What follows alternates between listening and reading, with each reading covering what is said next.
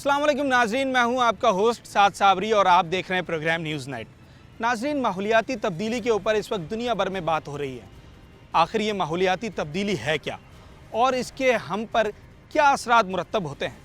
बतौर शहरी हम माहौलियाती तब्दीली और इसके असरात से कितनी आगाही रखते हैं, इस बारे में हम क्या जानते हैं? आज के अपने इस शो में हम माहौलियाती तब्दीली के ऊपर लोगों से बात करेंगे, उनसे पूछेंगे कि आखिर वो इस हवाले से कितनी आगाही रखते हैं। माहिरीन माहौलियाती तब्दीली को कैसा देखते हैं? कौन से ऐसे काम हैं जिन्हें करके हम अपने मुआशरे को माहौलियाती तब्दीली से होने वाली तबाहकारियों से बचा सकते हैं? दरख्त लगाना, साफ़ सुथराई रखना, क्या ये सब काफ़ी है? और हमें किन इक़दामात की ज़रूरत है? और मुस्तक़बिल में ऐसे कौन से ख़तरात हैं जो माहौलियाती तब्दीली की वजह से हम पर शदीद तरीके से असरअंदाज हो सकते हैं? आज इन तमाम पहलुओं पर हम अपने शो में बात करेंगे। माहौलियाती तब्दीली में हमें चाहिए कि ज़्यादा से ज़्यादा दरख्त लगाने चाहिए। बेसिकली मैं हूँ थल से, पंजाब से, हम वहाँ से आए हैं। वहाँ पे तो बहुत दरख्त होते हैं, बहुत ग्रीनरी होती है, पुरसकून माहौल होता है। और शहरियों को भी चाहिए कि यहाँ दरख्त लगाएं, साफ़ सुथराई रखें। और क्या नुकसानात होंगे अगर दरख्त नहीं लगाएंगे? दरख्त ना लगाएं तो ऑक्सीजन की कमी, पहली बात तो ये है। और दूसरा है कि गर्मियों में लोग बैठ सकते हैं उनके नीचे छाँव में। माहौलियाती तब्दीली या इन्वायरमेंटल चेंज हमने बड़ा सुना है, ये लोगों से टीवी पे भी, सियासतदान भी इस पे बात कर रहे हैं। क्या चीज़ है?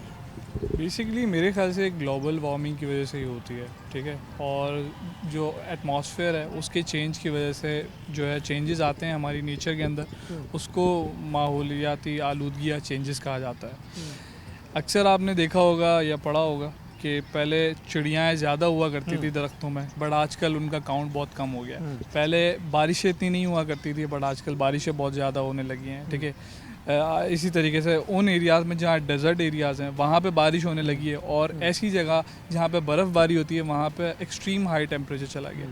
तो ये इसी वजह से हो रही है क्योंकि ग्लोबल चेंजेस आ रहे हैं रिसेंटली, और ये कि साइंटिस्ट इसके ऊपर काम भी कर रहे हैं। बतौर शहरी हमारी क्या जिम्मेदारी, हम कैसे कंट्रीब्यूट कर सकते हैं? वैसे हमें ये चाहिए कि देखें ज़्यादा से ज़्यादा जो कार्बन डाइऑक्साइड है उसको रिड्यूस करें, प्लांटेशन करें, पौधे वगैरह लगाएं, ठीक है। और जो है हमारा फ्रेश जनरेटर या गाड़ी वगैरह उसके टाइम पे ऑयल वगैरह चेंज करें, जो कि जो कार्बन डाइऑक्साइड कम से कम जनरेट करें। आप यहाँ बैठे हैं, मुझे ऐसा लग रहा है कि मतलब आप ये माहौलियाती तब्दीली से थोड़ा सा हट कर और यहाँ पर खुली फिजा में सांस लेना है। एग्जैक्टली ऐसे ही है। मैं अक्सर आता हूँ यहाँ पे, बहुत अच्छा एनवायरनमेंट है। एटलीस्ट ये उन कराची के उन पार्क्स में से एक है जो वेल मेंटेन्ड है, और ये है कि यहाँ पे जेंट्री भी अच्छा आती है, तो ये है कि अच्छा टाइम गुजर जाता है यहाँ पे। एक छोटा सा प्रेयर हॉल हमने अपने मोहल्ले, अपने घर में नहीं बनाना चाहिए? बिल्कुल बनाना चाहिए, बिल्कुल होना चाहिए। जो मैनेजमेंट है एरिया की, उनको स्टांस लेना चाहिए और बनाना चाहिए। क्या समझते हैं कितना ज़रूरी है हमारे मुआशरे के लिए, और क्या इसके इम्पेक्ट हमारे पर आते हैं, क्या असरात होते हैं?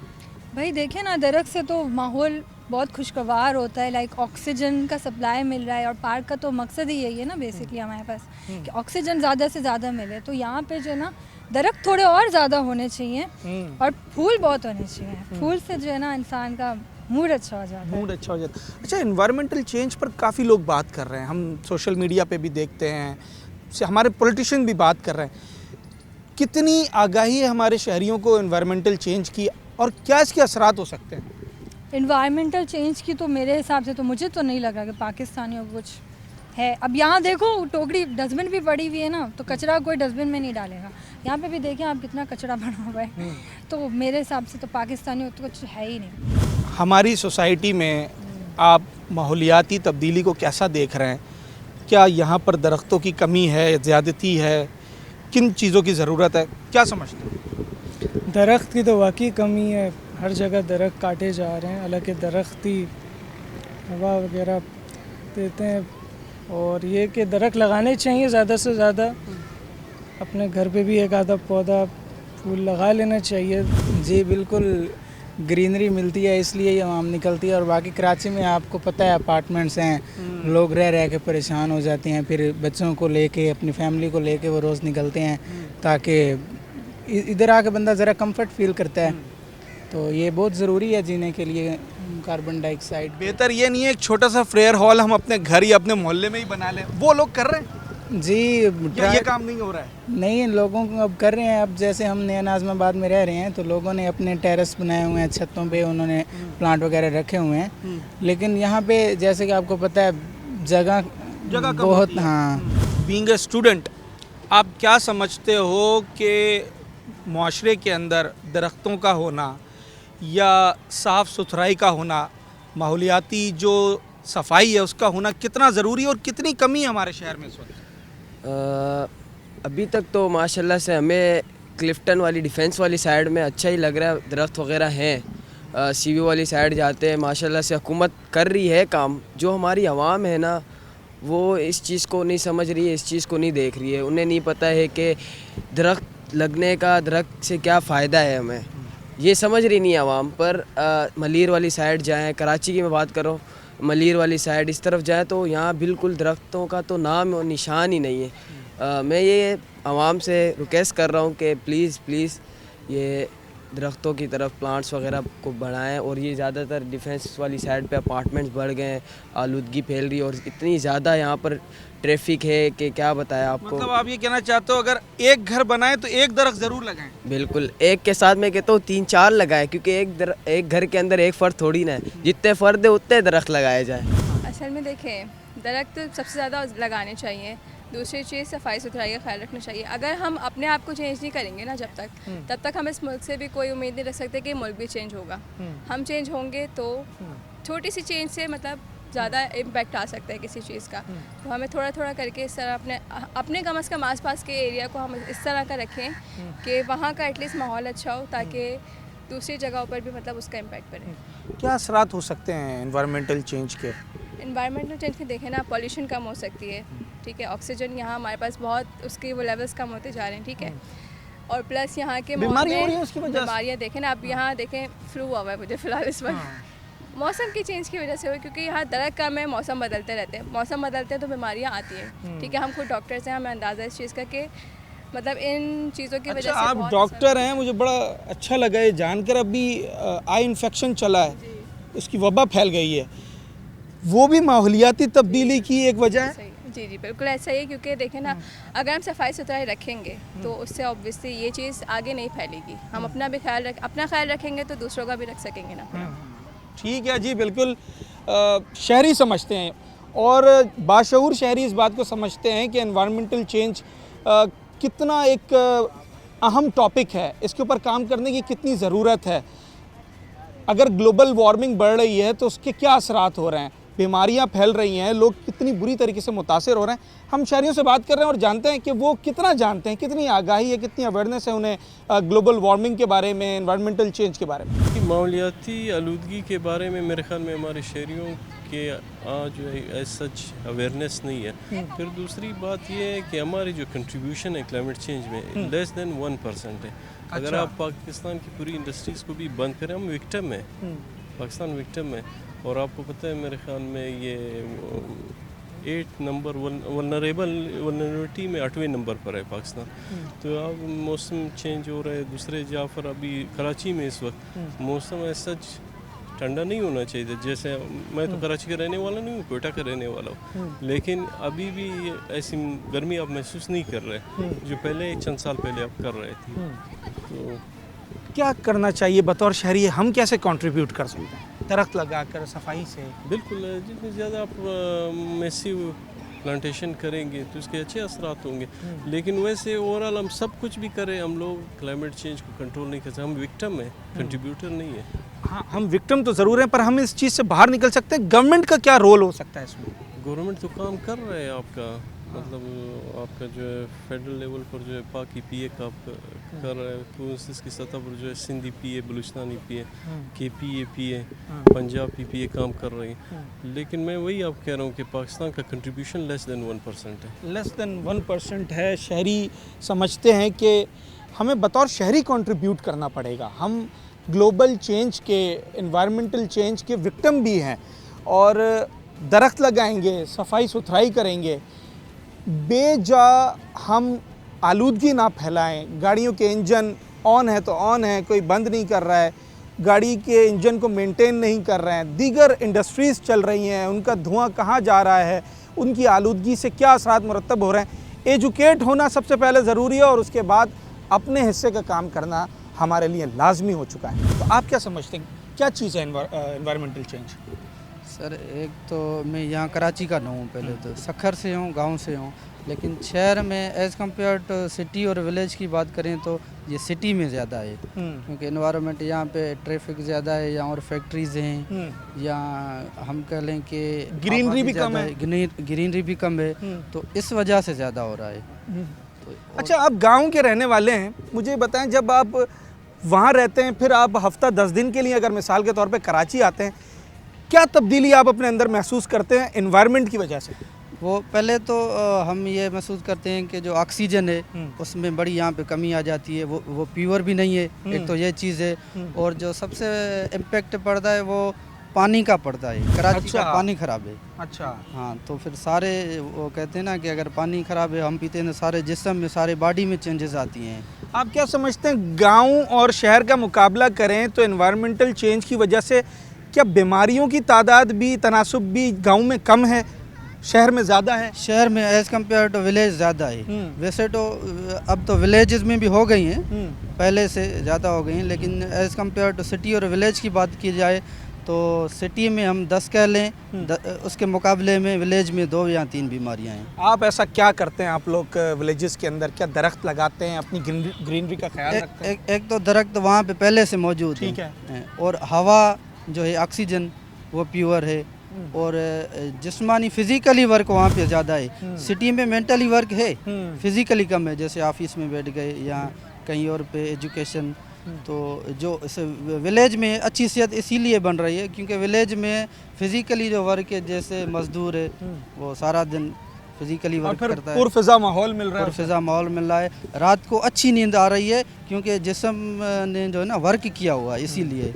बिल्कुल ऐसा ही है। आप देखें कि मेरे साथ इस वक्त जो यहाँ पर शहरी मौजूद हैं, ये गांव से इनका ताल्लुक़ है और ये इस बात को बखूबी समझते हैं कि एनवायरमेंटल चेंज की कितनी ज़रूरत है हमारे शहरों को, क्योंकि अगर हम अपने गांवों को ही देख लें तो वहाँ पर दरख्तों की वजह से, हरियाली की वजह से हवा प्योर है, ऑक्सीजन की मिकदार भी, तादाद भी ज़्यादा है, लोग अच्छी ज़िंदगी, सेहतमंद ज़िंदगी गुजार रहे हैं। पर अगर हम शहर की बात करते हैं तो यहाँ पर फैक्ट्रीज़ का धुआं है, गाड़ियों का धुआं है, ऑक्सीजन का लेवल कम होता जा रहा है, माहौलियाती तब्दीली के असरात ज़्यादा से ज़्यादा हम पर मुरतब हो रहे हैं, बीमारियाँ उनसे फैल रही हैं। एक छोटा सा ब्रेक लेते हैं नाजरीन और उसके बाद मज़ीद इसके ऊपर गुफ्तगू करेंगे।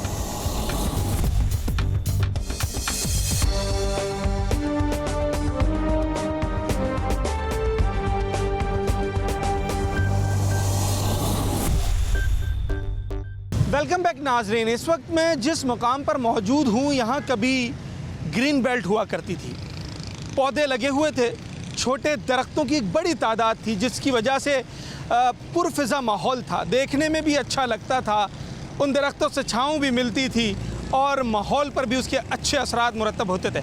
पर आज यहाँ टीले बने हुए हैं मिट्टी के, धूल मिट्टी उड़ी जा रही है, गर्द व गुबार का एक तूफ़ान बपा है, जिसकी वजह से जो इलाका मकीन है आसपास के, जो यहाँ से गुज़रने वाले लोग हैं, वो भी शदीद परेशानी का शिकार हैं। उनसे बात करते हैं और जानते हैं कि उन दरख्तों की कितनी याद आती है और ये धूल मिट्टी कितनी ज़्यादा माहौलियाती तब्दीली और माहौलियाती आलूदगी में नुकसानदेह साबित हो रही है। क्या असरात दुनिया भर में जो माहौलियाती तब्दीलियाँ आ रही हैं, तो हमारे पास क्या असरात उसके मुरतब हो रहे हैं? क्योंकि हम तो देख रहे हैं कि ना दरख्त हैं, धूल मिट्टी इतनी ज़्यादा है।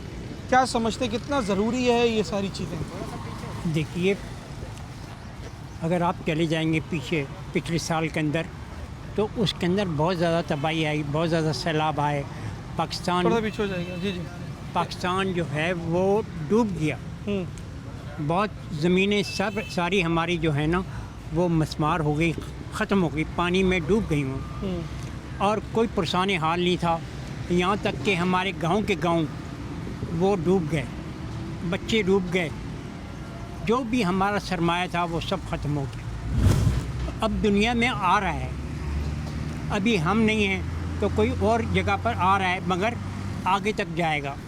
अब जहाँ जहाँ तब्दीली इस तरह से क्लाइमेटिक कंडीशन चेंज हो रही है, वहाँ पर बहुत नुकसानात होंगे।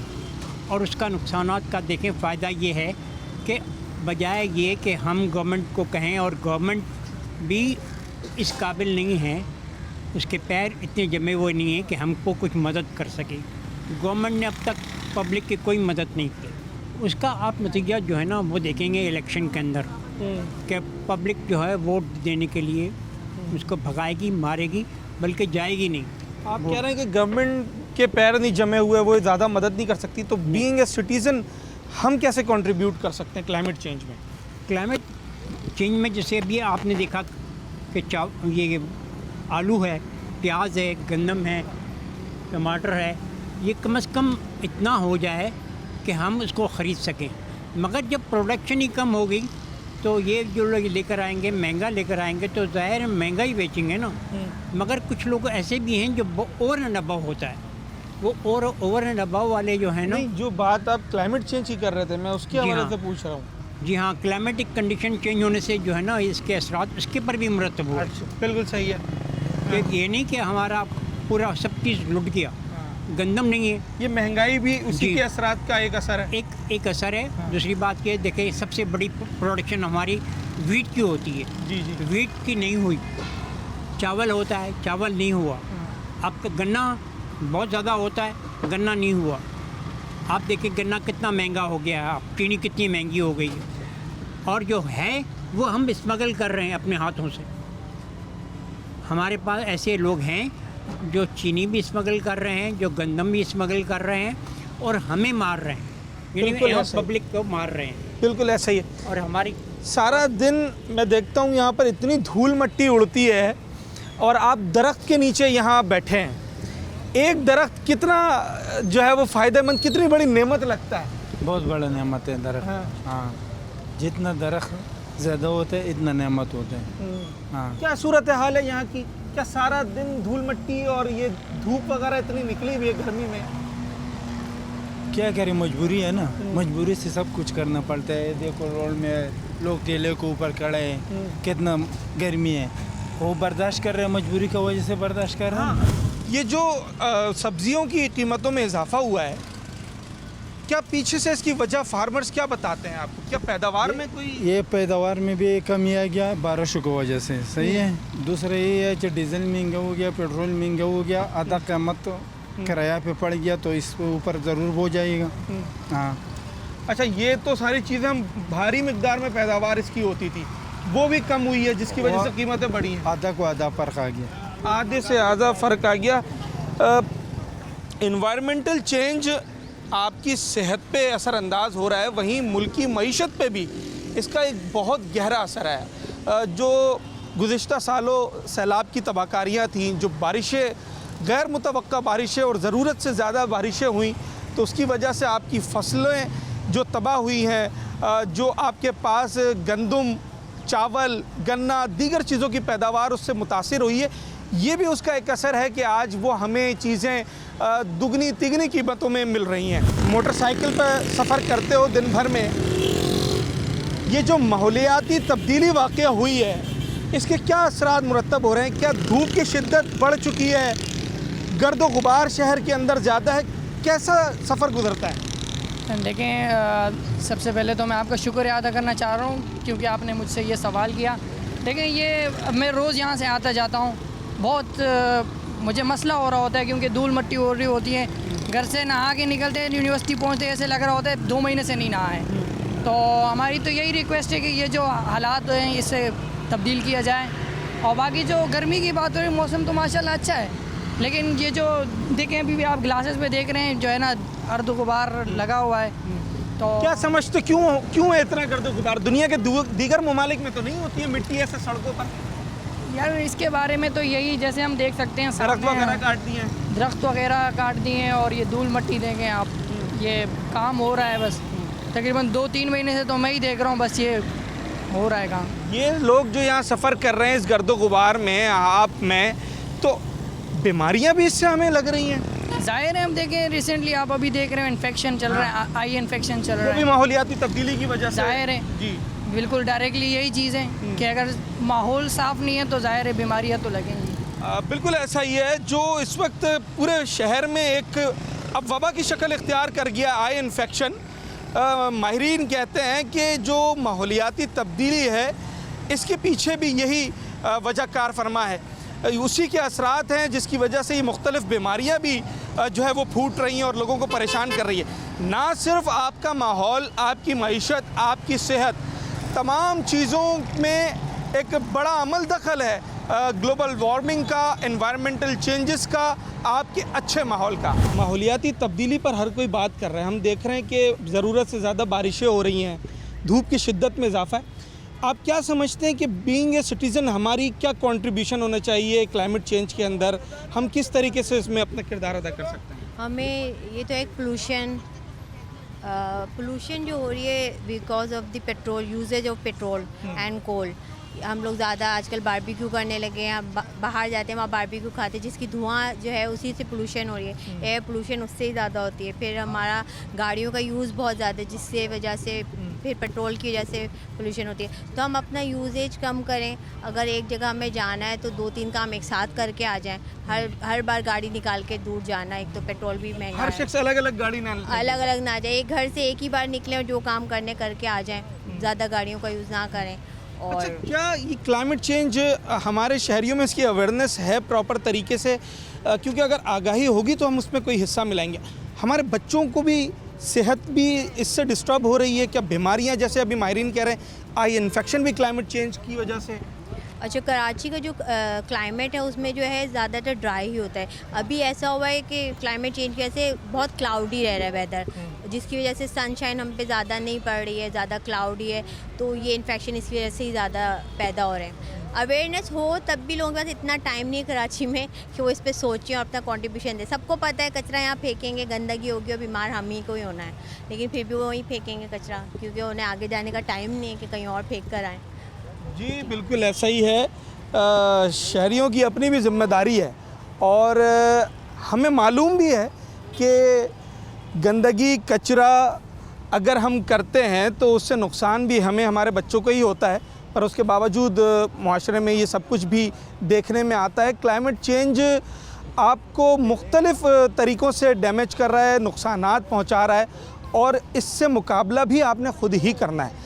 अगरचे गवर्नमेंट का भी इसमें किरदार अहम है कि उसने अपने शहरियों को आगाही देनी है और इसके लिए इक़दामात करने, पर बतौर शहरी भी हमारी ज़िम्मेदारी ये है कि जहां हम अपना हिस्सा मिला सकते हैं कि जैसे हम कम से कम फ्यूल कंजम्पशन करें।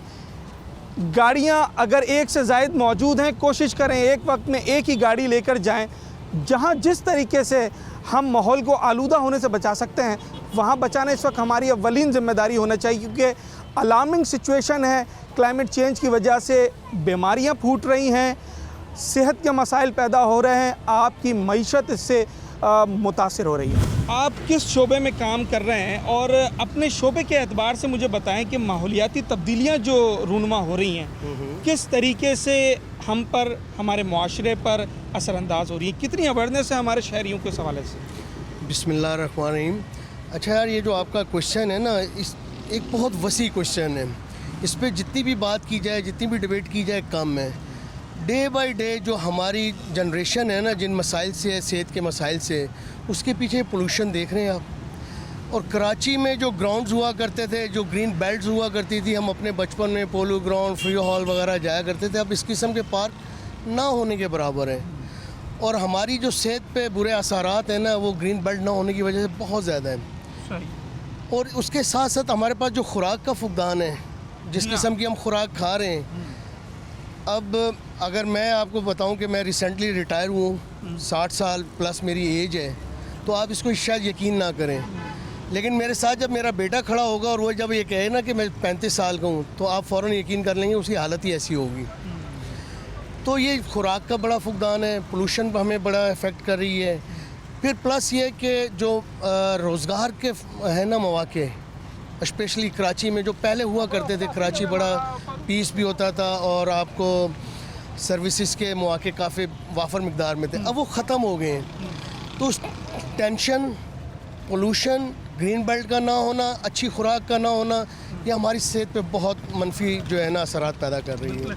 हमारी बतौर शहरी भी कोई जिम्मेदारी है? गवर्नमेंट ने तो देखें दुनिया भर में ग्लोबल वार्मिंग के ऊपर, क्लाइमेट चेंज के ऊपर काम हो रहा है। बतौर शहरी हमारी क्या जिम्मेदारी है? गवर्नमेंट अपने हिस्से का काम करे, किस हद तक कामयाब होती है? हमने किस तरीके से क्लाइमेट चेंज का मुकाबला करना? अच्छा, ऐसा है कि हमारी रिस्पॉन्सिबिलिटीज़ क्या है? हमारी रिस्पॉन्सिबिलिटीज़ हमेशा प्राइमरी है, सेकेंडरी नहीं। अगर हुकूमत एक अच्छा एनवायरनमेंट देती है, उसको मेंटेन करना आपकी, मेरी, हर शहरी की ज़िम्मेदारी है। लेकिन अगर वो एनवायरनमेंट हमें मिल ही नहीं रहा तो हम उसको मेंटेन कहाँ से करेंगे? फिर रिस्पॉन्सिबिलिटीज़ हमारी तरफ शिफ्ट कैसे होंगी? हमारी हुकूमतों को चाहिए कि ये रिस्पॉन्सिबिलिटीज़ अपने शहरियों पे शिफ्ट करें, इस सूरत में कि पहले वो इस चीज़ को बिल्ड करें। सही है। तो जैसे ही वो बिल्ड होगी, सेकंड रिस्पॉन्सिबिलिटीज़ हमारी। मतलब गवर्नमेंट दरख्त लगाए, प्लांटेशंस करे, सफाई सुथराई की मुहिम करे, इस तरह के इकदाम? जी बिल्कुल ऐसे ही है कि आप एक अच्छा माहौल देंगे। अब आप जैसे डिफेंस की अगर मैं मिसाल दूं, आपने वहाँ भी तो दिया हुआ है ना, एक प्रोवाइड की हुई है। अगर इस किस्म की आप हमारे मुख्तलिफ एरियाज़ में दें और उसके बाद वहाँ के लोगों को अवेयरनेस दें कि यार ये आपके लिए चीज़ बनी है, इसको मेंटेन करना आपकी रिस्पॉन्सिबिलिटीज़ में, इस वजह से कि इससे आपकी सेहत अफेक्ट करेगी। सही है। आपको अगर हॉस्पिटल जाने का शौक़ है तो बहुत जल्दी इसको ख़राब कर दें। अगर आप अवॉइड करते हैं हॉस्पिटल से, मेडिसिन से और कई बीमारियों से, तो आप इसको मेंटेन करें। बिल्कुल ऐसा ही है। गवर्नमेंट की ये जिम्मेदारी है और उनका फ़र्ज़ है कि उन्होंने अपने शहरियों को इस वक्त क्लाइमेट चेंज से बचने के लिए और इसका मुकाबला करने के लिए एक एनवायरनमेंट बना कर देना है। सोसाइटी के अंदर एक पुरफ़िज़ा माहौल, उसका ग्राउंड बना कर देना है। फिर बतौर शहरी हमारी ये जिम्मेदारी है कि हमने उसको साफ़ सुथरा रखना है, उसको मेंटेन करना है। दरख्त लगाएं, पोल्यूशन फ्री काम करने की ज़्यादा से ज़्यादा कोशिश करें और जो गवर्नमेंट के लेवल पर जो इक़दाम वो कर सकते हैं, अवलिन तरजीह है इस वक्त, ताकि हम मुस्तक़बिल में क्लाइमेट चेंज की तबाहकारियों से ख़ुद को, अपने बच्चों को, अपने घर वालों को बचा सकें। ये माहौलियाती आलूदगी में क्या क्या चीज़ें शामिल हैं, आप क्या समझते हैं? धूल, मिट्टी और ट्रैफिक हमारा कराची का आपको पता है, तो इसके हवाले से जाहिर सी बात है पौधे फूल ये होना चाहिए, मगर ये इसके कोई भी ध्यान नहीं है। ज़्यादातर खोदा जाता है। अच्छा, खोदा जाता है ज़्यादातर। कोई भी अगर सड़क बनेगी डायरेक्ट खोद देंगे उसको बनाने से पहले। ये हमारे मुल्क में है। और उसका मलबा वहीं पड़ा रहता है। वहीं पड़ा रहता है, सदियों पड़ा रहता है। अभी आपके सामने देख लो, सारा पड़ा हुआ है सामने। ये हालात है। क्या समझते हैं ये मट्टी माहौलियाती आलूदगी में सबसे ज़्यादा ख़तरनाक है, या फैक्ट्रियों का धुआं, या ट्रांसपोर्ट? आप क्या समझते हैं कौन सा सबसे ज़्यादा इस वक्त हमारी सेहत को मुतासिर? ये जो खुदाई कर रहे हैं, इससे आलूदगी होती है, जाहिर सी बात है मिट्टी उड़ती है ट्रैफिक की वजह से, तो जाहिर सी बात है इस पर असर ज़्यादा पड़ रहा है आवाम पे। बाहर निकलो आप धुएं में, मट्टी में हो जाओगे। ये हो रहा है बस माहौल। क्या इसका हल है? गवर्नमेंट को क्या मुतालबा करना चाहेंगे? कैसे इक़दाम कर कब रही है गवर्नमेंट? कर ही नहीं रही है कुछ, करेगी तो कुछ होगा। तो ये तो कहते हैं कि शजरकारी मुहिम चलाई जा रही है, दरख्त नजर आते हैं। कोई नहीं चल रही, सब प्राइवेट कर रहे हैं, सब NGOs वगैरह NGOs कर रही है, गवर्नमेंट हमारी कुछ भी नहीं कर रही। ऐसा ही है। ये धूल मट्टी जो आपको मेरे अकब में भी दिखाई दे रही है, ये महीनों हफ्तों ऐसे ही ये मलबा पड़ा रहता है। और माहौलियाती आलूदगी में एक बहुत बड़ी वजह कराची शहर के अंदर इस वक्त इस धूल मट्टी की है, क्योंकि ये मलबा उठता नहीं है, पर यही ज़र्रात हवा में उड़ के लोगों के सांस के ज़रिए उनके अंदर जाते हैं, जो कि मुख्तलिफ़ बीमारियां पैदा कर रहे हैं। माहिरीन भी कहते हैं कि इस वक्त इस गर्दो गुबार से बीमारियों की तादाद में इजाफ़ा होता चला जा रहा है। पौधे लगाने हैं, ग्रीन बेल्ट्स जो बनी हुई थी उन्हें फिर से आबाद करना है। शहरियों से बात हुई, हमारे शहरी भी यही कह रहे हैं कि रोड अगर बनाई जाती है तो रोड खोद दी जाती है और वहाँ कोई दरख्त होते हैं उन्हें काट दिया जाता है, उसके बाद रोड बन जाती है पर वो दरख्त नहीं लगता है। सारा दिन सड़क पे घूमते हो, रिक्शे के दरवाजे भी नहीं होते हैं। ये आलूदगी कितना मुतासिर कर रही है सेहत को?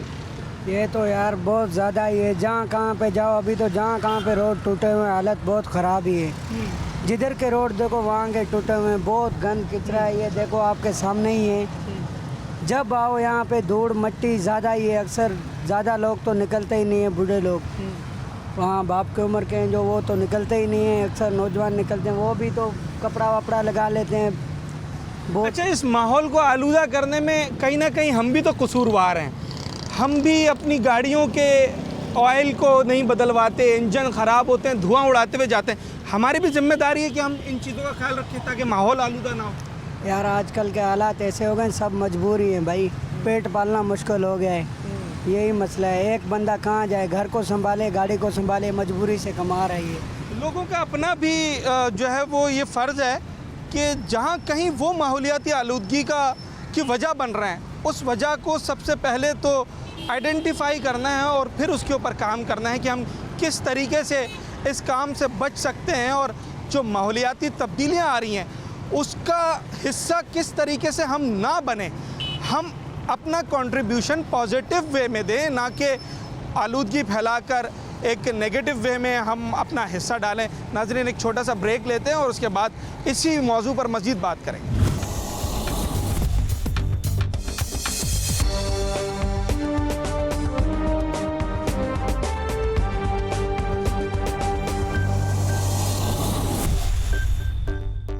वेलकम बैक नाजरीन। इस वक्त हम मौजूद हैं मुस्लिम रज़ा सैयद साहब के पास। एनवायरमेंटलिस्ट हैं, हॉर्टिकल्चरिस्ट हैं। सर, एक छत को पूरा बागीचा बना दिया है। हम बात कर रहे हैं इस वक्त क्लाइमेट चेंज पर, ग्लोबल वार्मिंग पर। कितना बड़ा ये इशू है और किस तरीके से हम बतौर शहरी अपना हिस्सा इसमें डाल सकते हैं? ये इशू इतना ज़्यादा सीरियस है कि जिसकी इंटेंसिटी यानी उसकी शिद्दत को लोग समझ नहीं पा रहे, और जब ये लोग इसकी शिद्दत को समझ लेंगे एक दफ़ा तो ये उनकी सर्वाइवल का मसला बन जाएगा। अब आपको मैं बताता हूँ, सुनने वाले और देखने वाले उनको बताऊँ, एक चीज़ होती है ग्लोफ, वो होता है GLOF, ये कहलाता है ग्लेशियर लेक आउटबर्स्ट फ्लड्स। ये सैलाब जब भी आए हैं, कैसे आए हैं सैलाब? ये इसलिए आए हैं कि हमारे जो ग्लेशियर्स हैं पाकिस्तान के रीजन में से, नॉर्दर्न हिमालय का रीजन है, वहाँ पे ग्लेशियर्स है ना। अंटार्कटिका में एक ग्लेशियर है और एक है आर्टिक सर्कल का ग्लेशियर, 3 ग्लेशियर हैं, बड़े बड़े सिलसिले जो उनके।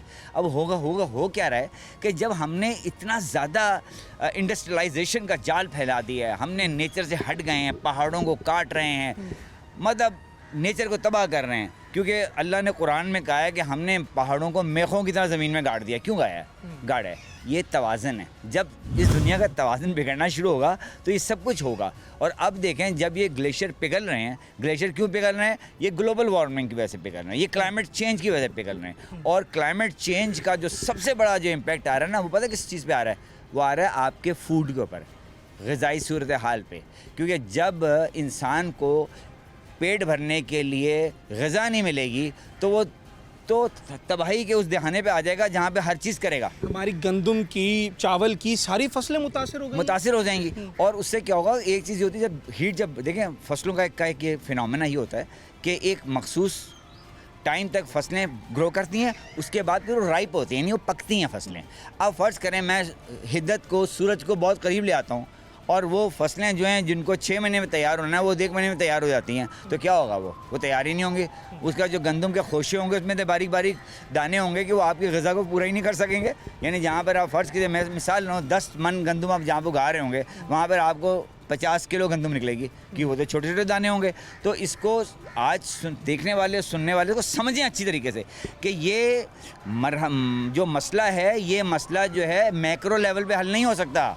मैक्रो लेवल का मतलब है कि ये इज्तिमाई सूरत हाल में हल नहीं हो सकता, इसको माइक्रो लेवल पे हल करना है। माइक्रो लेवल पे हल करना है, मतलब हमने बतौर शहरी अपना इसके अंदर कंट्रीब्यूशन बहुत बड़ा कंट्रीब्यूशन है भाई। देखिए, अगर मैं हूँ, आप मेरे इधर आए हैं रूफ टॉप पे, आपने आते साथ ही कहा काश सारे लोग ऐसा कर लें। और ये देखें, एक चीज़ हमेशा याद रखें कि when there is a will there is a way. जब आपका अज़्म होता है ना तो आप काम कर गुजरते हैं। मुझे बताएं कि जापान जैसा मुल्क जिस पर एटॉमिक एक्सप्लोजन हुआ, बम फटा, तबाह हो गई सारी नेशन, आज वो दुनिया के तरक्की याफ्ता मुल्क कैसे बन गए? इसलिए बन गए कि अज़्म था उनके पास। हमारा तो कुछ भी, हम तो माशाल्लाह हमारे पास तो 12 मौसम है, 8 मौसम है, 4 मौसम है, हम तो एक क़यामत बर्पा कर सकते हैं। आज हमारा ये आलम ये हो चुका है कि आज हमारे यहाँ लोग जो हैं, जो 2 वक्त की रोटी खाते थे, वो 1 वक्त की रोटी खाते हैं। Pakistan is basically the agro based country. ये यहाँ पर हमारा 70% लोग ज़राअत पर इन्हसार करते हैं हमारे मुल्क में। लेकिन क्या हुआ कि आज आप ख़ुद देख रहे हैं कि हर जगह ये रोना मचा हुआ है। अच्छा, हम अपनी सोसाइटी की बात करें, कराची की, पाकिस्तान की बात करें, तो माहौलियाती आलूदगी का सबसे बड़ा रीज़न हमारे पास क्या है? धूल मिट्टी है, ट्रैफिक है, इंडस्ट्रियल पोल्यूशन है या दरख्तों की कमी है? सबसे मेजर फैक्टर इसमें हमें कौन सा चैलेंज आ रहा है? देखें, इसमें इसको मेजर और माइनर ना कहें, इसको ये कहें कि सब मिलजुल कर एक चीज़ को तबाह कर रहे हैं। सही। अच्छा, सबसे बड़ी बात ये है कि हमेशा हर प्रोग्राम से यही मिसालें देता हूँ मैं। किसी भी मुल्क का जंगल, फॉरेस्ट, ग्रीन एरिया का जो आपको ग्रीन कवर कहते हैं वो 25% होना चाहिए, यानी 25%। ठीक है ना, ये एक फिनोमेना है, ये कुलिया है, ये कुलिया बन गया कि अगर आपका मुल्क है, आपको अपने मुल्क में फॉरेस्ट को 25% रखना है। अगर आप 25% से कम करेंगे तो नुकसान शुरू होंगे, और कम करेंगे नुकसान शुरू हो जाएंगे। अब हुआ क्या, हिंदुस्तान और पाकिस्तान एक साथ आज़ाद हुए, ऐसा ही हुआ है ना। हिंदुस्तान के पास 22% है फॉरेस्ट, हमारे पास कितना है? 2.2%। 2.2%, उसको भी मैं बड़े एहतियात से बता रहा हूँ आपको। तो ये 2.2% और कहाँ 25%? तो मुझे सैयद साहब ये बताएं कि अलार्मिंग सिचुएशन है, ये तो हम बिल्कुल बॉम्ब के ऊपर बैठे हुए हैं। ये हम उस आतिश फिशा पे बैठे हुए हैं जो किसी वक्त ही ब्लास्ट हो जाएगा, और वो ब्लास्ट हो रहा है, बार बार हो रहा है। ये देखें आप, मतलब ये देखें, अभी आप ज़्यादा दूर ना जाएं, 1 साल पहले यही आतिश फिशा ब्लास्ट हुआ ना, ग्लॉफ हो गया, ग्लॉफ हो गया ना, कि मतलब वो सारे जितने भी हमारे ग्लेशियर्स थे वो दबा के पिघले वहाँ से। और जब पानी जब चलता है ना, याद रखें हमेशा पानी की आंखें नहीं होती, ठीक है ना, और डिज़ास्टर की भी आंखें नहीं होती, किसी भी नेचर कैलेमिटी की आंखें नहीं होती। पानी को अपना रास्ता चाहिए। अब आप जो पानी निकला, उसने देखा कि रास्ते तो हमारे बंद हो गए। आबादी इतनी बेतरतीबी के साथ बढ़ी है, जैसे आपने देखा वहाँ बड़े बड़े होटल्स बन गए, हालांकि वो टूरिज्म का कभी तरीका होता है। वहाँ कभी लेक हुआ करती थी, जहाँ पर अब उन्होंने क्या हो, पानी को रास्ता चाहिए। पानी जब निकलता है तो पानी दरियाओं में जाता है, और दरियाओं से वो ट्रैवल करने के बाद आखिर में वो समुद्र में चला जाता है। अच्छा सैयद साहब, मुझे ये भी बताएं कि ये जो बहुत ज़्यादा गर्मी हो जाती है, हम सुन रहे हैं कि अब गर्मी की शिद्दत में इजाफा हो गया, हम बड़ा आम सुनते हैं ये। अच्छा, सर्दी बहुत ज़्यादा पड़ रही है, जिन महीनों में पिछले साल बारिशें हुई, उन महीनों में इस दफ़ा तेज़ धूप है। इससे क्या होता है? देखिए, ये मैंने एक बात बताई ना कि देखिए, एक होता है कानून कुदरत, ठीक है ना। कानून कुदरत जो है ना, वो अल्लाह से बड़ा हिकमत वाला कोई नहीं, अल्लाह वाकिफ़ कार भी है और हकीम भी है, ठीक है ना। अगर आप अल्लाह के निज़ाम को दरहम भरम करने के लिए तुल जाएंगे। और एक और बात भी मैं बता दूं, पाकिस्तान का देखें, एक इसमें होता है कार्बन इमिशन।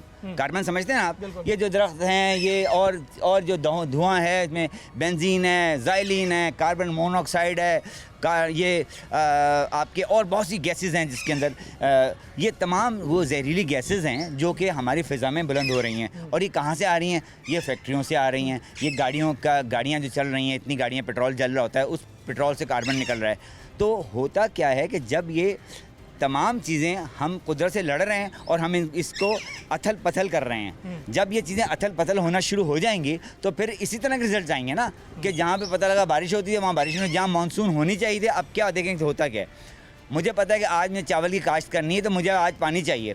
जब वो चावल पकने लगेगा मुझे पानी नहीं चाहिए। या गंदम की काश्त करनी, पानी चाहिए। पता चला कि जब गंदम की काश्त कर रहा हूँ तो पानी नहीं मिला, और जब गंदम हार्वेस्ट कर रहा हूँ तो पानी बारिश हो गई, तो क्या हुआ? फसल गई फसल। उससे पहले हमारा ग्लॉफ आ गया, वहाँ से हमारा जो है वो ग्लेशियर पिघलना शुरू हो गया, पानी का रेला आ गया, उसने हमारी सारे एग्रीकल्चर फील्ड को बहा के ले गया। लोगों की लाखों करोड़ों एकड़ की ज़मीन तबाह बर्बाद हो गई। फिर उसको न्यूट्रलाइज करने के लिए फिर मज़ीद आपको अगला अरसा दरकार है। उसमें कभी ऐसा हो गया कि खरीफ की फसल निकल गई, कभी रबी की फसल निकल गई। तो मैं एक बात हमेशा ही बात कहता हूँ कि देखें, पाकिस्तान जो है ना, जब भी अब आप इसकी बात करते हैं ना, आलूदगी की, यानी एनवायरनमेंट की, जब हम ये पोल्यूशन की बात करते हैं ना, तो मैं हमेशा कहता हूँ पोल्यूशन की आँख नहीं होती, अंधा होता है पोल्यूशन। एक शेर है, बरसात का बादल तो दीवाना है क्या जाने, किस राह से बचना है, किस छत को भिगोना है। जब तरक्की याफ्ता मुल्कों ने जापान ने अपने कैचमेंट एरियाज़ वालों को बोला कि भाई अपने आप जगहों को इंटैक्ट रखें, सही रखें, कहते हैं हम क्यों रखें, आप अपना रखें। जब सुनामी आई तो क्या हुआ कि सुनामी का असर जो है सिर्फ जापान पे ही नहीं पड़ा, जापान के तमाम कैचमेंट एरियाज़ पे भी इसका असर पड़ा ज़बरदस्त तरीके से। आज जो है पूरी दुनिया के जो तरक्की याफ्ता मुल्क हैं, हालांकि सारा पोल्यूशन उनका क्रिएट किया हुआ है, हम तो विक्टिम हैं उसके। हम विक्टिम हैं। और हम विक्टिम क्या है, हमारा जो इमिशन है, इमिशन का मतलब है निकालना, हमारा 1% इमिशन है, कार्बन इमिशन कहते हैं, लेकिन सारा किया धरा उनका है। लेकिन उस किए धरे को का खमियाजा तो भाई तुमने और हमने भी भुगतना है ना। विक्टिम भी हम हैं, खमियाजा भी हम भुगत रहे हैं, वो एहतियाती तदाबीर अख्तियार कर रहे हैं। वो एहतियाती तदाबीर अख्तियार कर रहे हैं, लेकिन देर में देखो वो लोग सब रिसर्च ओरिएंटेड होते हैं ना। अब उनको ख्याल आया कि ये क्या हो गया, क्योंकि पहले इंडस्ट्रियलाइजेशन उन्होंने की, सबसे पहले रेन फॉरेस्ट उन्होंने उड़ाए, उस पर कॉफ़ी की काश्त शुरू कर दी उन्होंने, रेन फॉरेस्ट उड़ा दिए, बारिशों का उन्होंने भी सारा अदल बदल कर रख दिया। अब क्या है, पाकिस्तान एक गरीब मुल्क है, हमारे पास रिसोर्सेज नहीं हैं, हमारे पास पैसे नहीं हैं। अब हम क्या करेंगे, अगर हम गवर्नमेंट की तरफ देखेंगे कि गवर्नमेंट कर लेगी, गवर्नमेंट इतने दरख्त लगा देगी, गवर्नमेंट वो कर लेगी, ये नहीं होगा। आपको माइक्रो लेवल पे काम करना पड़ेगा। अच्छा, मुझे ये बताएं, मैं यहाँ से कंटिन्यू करना चाहूँगा कि आपने इतने सारे यहाँ पर जो है वो प्लांटेशन की हुई है, ये क्या बहुत मुश्किल काम है?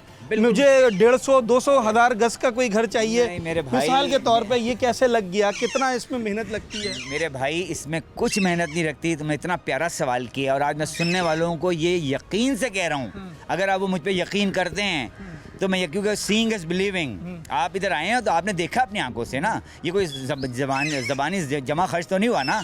देखो, अगर तुम एक घर में रहते हो जिसको मैं स्टूडियो अपार्टमेंट कहता हूँ, सही है, हाई राइज बिल्डिंग है ना, देखो अब हॉरिजॉन्टल ग्रोथ कम हो गई है, अब सारी हाई राइज बिल्ड रही है पूरी दुनिया में, ज़मीन स्क्वीज हो रही है, सिमट रही है, अब अमूदी कंस्ट्रक्शन हो रही है। अमूदी जहाँ पे कंस्ट्रक्शन हो रही है, तो आज वेस्ट भी जो है तमाम तरक्की याफ्ता, अभी तो बैंकॉक चले जाओ, तुम थाईलैंड चले जाओ, तुम वहाँ चले जाओ, अपना मलेशिया चले जाओ, सिंगापुर चले जाओ, तुम देखोगे उन्होंने पूरी बिल्डिंगों को इतना ग्रीन कर दिया है कि वो कहते हैं हम tons and tons of oxygen produce कर रहे हैं।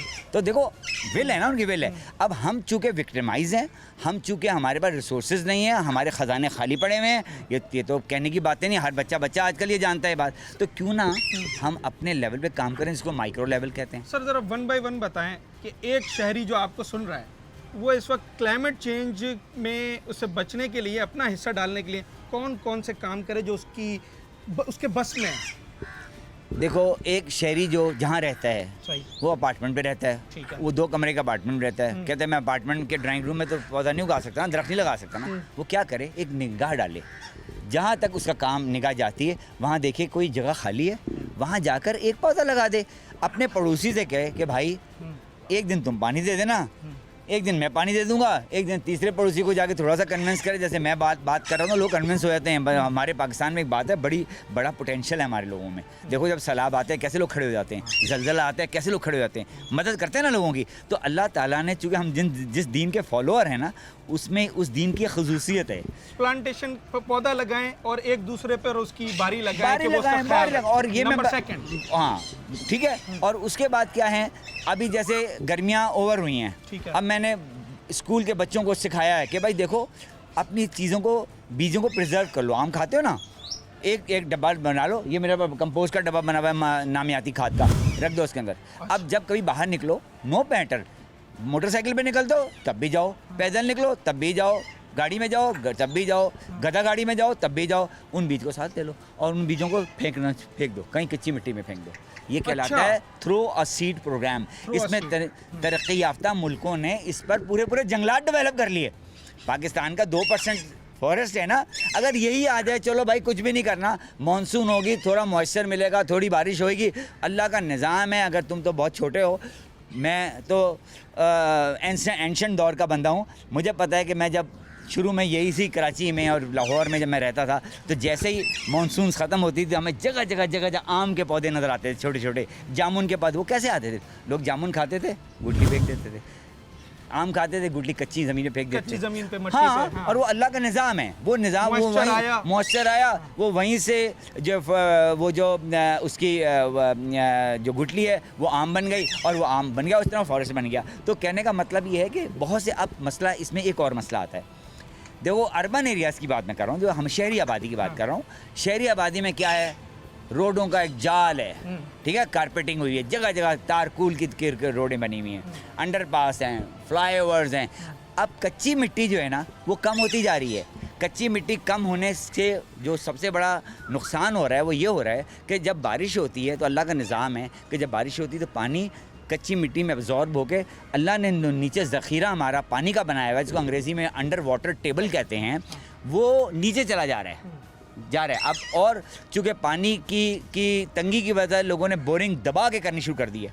अब उससे क्या हुआ, एक तो बारिश हो रही है तो पानी बजाय ज़मीन में एब्जॉर्ब होने के वो नालों में जा रहा है, नालों से वो फिर आखिर में वो समंदर में चले जाता है। ठीक है, अब आखिर में सिर्फ मुझे इतना बता दें कि गवर्नमेंट को क्या करना चाहिए मुख्तसरन?